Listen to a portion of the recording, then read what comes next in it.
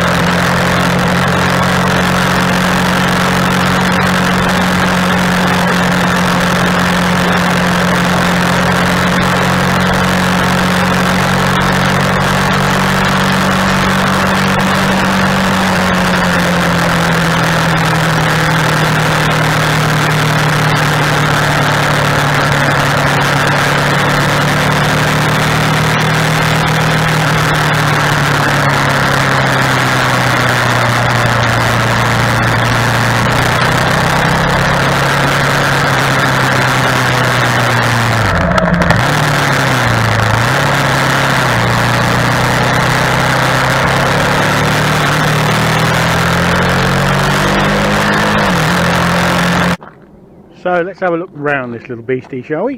Start at the very front.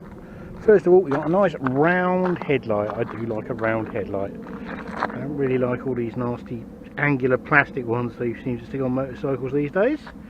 And then we've got a single instrument, which is reasonably clear in reasonable light. If it's too bright, you won't be able to see a damn thing. So let's turn it on and we'll see what we can see. Oh look, all those lights coming on. So you've got a rev counter to zoom in around the top, you've got a speedometer thing, you've got a warning that the side stand is down. I can do that and it'll tell you that the kill switch is on, like that. You've got these ABS light which goes off as soon as you turn it on. The light in the middle of the top there is a rev limit warning, so turn you on and off, or won't tell you when to change gear basically, which is reasonably early at this stage of the ownership because it's got to do its running in thing first of all. Okay, let's run back over this. Oh look, nice casting on the yoke there, all the way back over the tank. Now this is a plastic tank rack of dubious use, since you can't actually attach anything to it magnetically, which is what most people stick on tank racks. And we've got the world's most uncomfortable seat, which is a shame, but I'm sure we can sort that out one way or another, even if I have to go and have one made up myself. And this very funky rear light, which I really like. Shows you exactly what's going on down here. Tyres are the same as used on the Ducati Scrambler.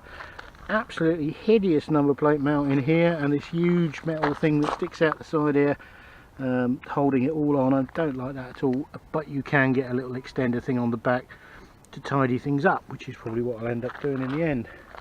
Keep going round. Brembo brake on the back.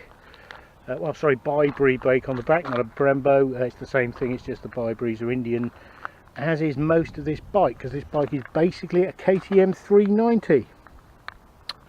Big catalytic converter there under between the shock absorber and the frame. Frame's beautifully done, nice trellis frame there. Again, straight off the KTM. Big chunky radiator at the front, looks a bit unprotected for my liking. Certainly wouldn't want to ride this off-road like that. You want a guard on there, which again you can get as an optional extra. Upside down EWP front forks. There's a WP shock absorber at the back. Really short mudguard, which all the purists hate. Big brake on the front. Another Bi-Bree item. This is all ABS obviously, because it's all got to be Euro 5 compliant these days.